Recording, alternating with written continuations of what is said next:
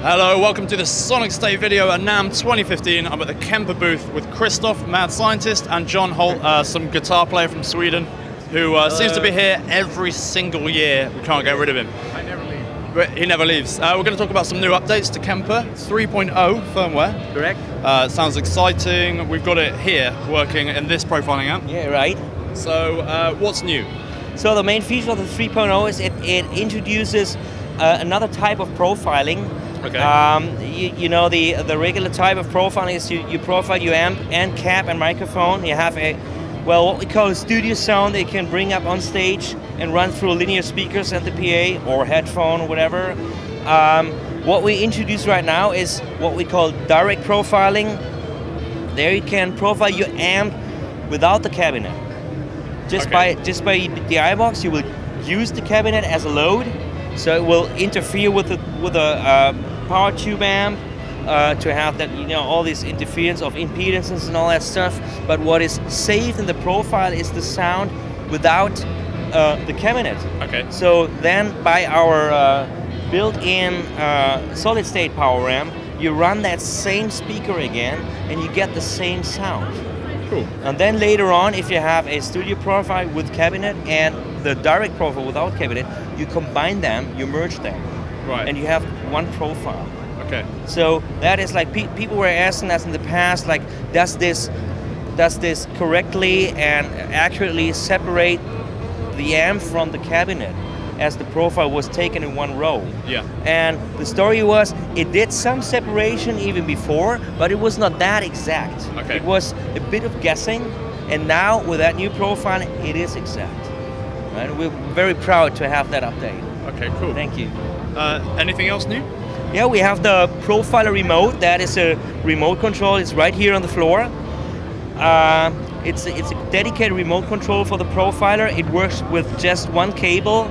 It's an Ethernet cable, and it's well integrated. I can show with my foot. This is aimed at the guys who are obviously the profile amps used in a lot of studios, but this is dedicated to the guys using it on the road, I'm guessing. Oh yeah, many people use the profile on the road, probably more than you think. And yeah, people were eagerly waiting for that. And yeah, now it's here, and we're happy to have it here. Cool. It's very simple. It's very simple to use. I can maybe show some action. So yeah, sure. Actually, we have a looper. The looper is built in the profiler, like in the DSP.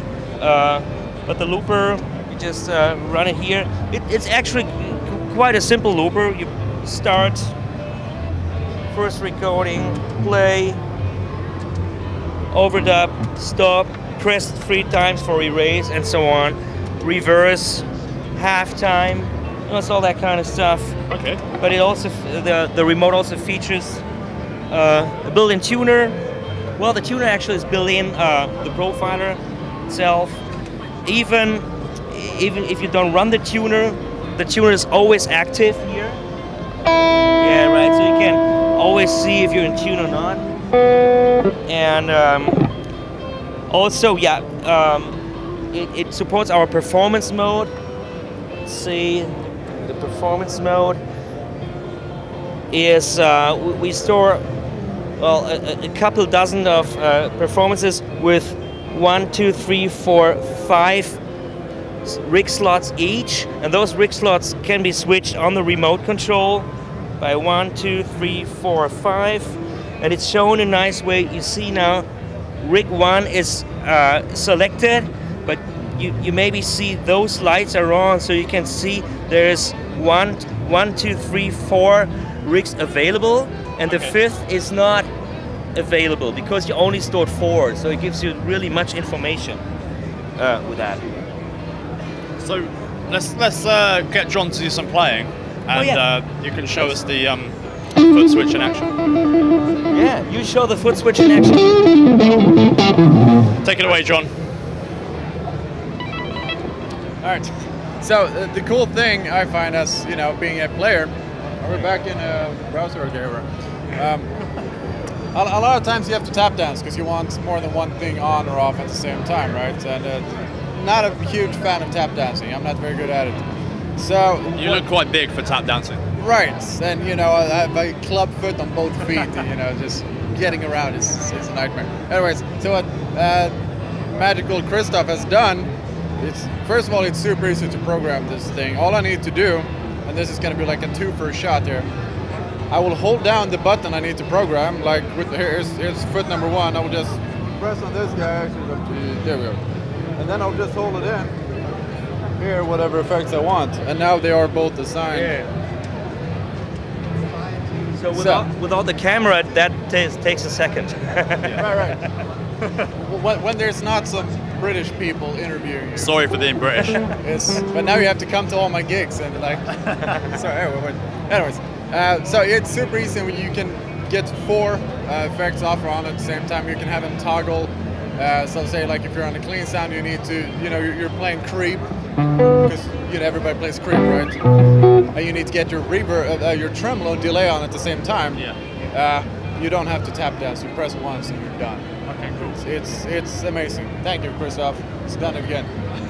This guy. Give us a bit of playing then. Well, we asked the guitarist to play some guitar, and he spoke for 2 minutes. So. Oh yeah, let's go for it. Does anyone else do this? Does anyone else goof around as much as I do? As a player, I'm really excited to see that this is going to be a nightmare to edit since I'm playing guitar constantly. I'm really excited to see what the new DI profiles are going to add to it, like when people really start getting into it. Is that what's going on here? With the little box? Yeah, that is. That's kleine Kemper. Actually, yeah, that is what we use as a DI box, as I explained before. So that senses the signal on the speaker output to make that set the DI profile.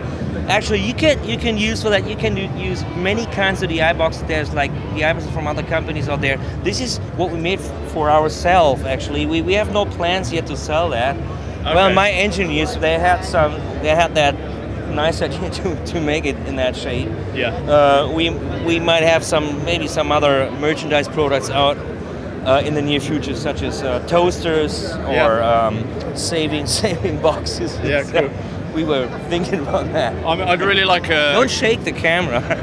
A Kemper Profiling sandwich toaster would be quite good. Yeah, something like that. This is maybe a start of something. Okay. Start something. We don't know what it is yet. It could be the start of something. I mean that is the DI box actually. There's some like electronics in there. It's not fun, but we could if somebody wants it, we drop us an email. Okay. And let's see. All right. Maybe we can get rich. So maybe we can get rich. Yeah. Speaking of the folks at home, do you know when the update will be, as you say, gig ready? Yeah, we think it will be in February.